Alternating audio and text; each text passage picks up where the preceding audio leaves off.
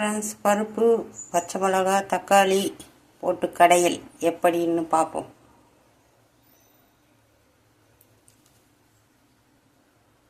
பருப்பு ஊற வச்சுக்கிறோம். ஒரு 10 நிமிஷம் ஊற வச்சிடணும். பருப்பு, பச்சை மிளகாய், காஞ்ச மிளகாய், தக்காளி, சீரகம், பூண்டு, வெங்காயம், கழுவி வச்ச பருப்பு, பச்சை மிளகாய், காஞ்ச மிளகாய், சீரகம்,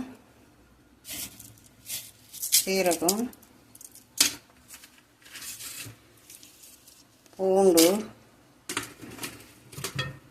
வெங்காயம்,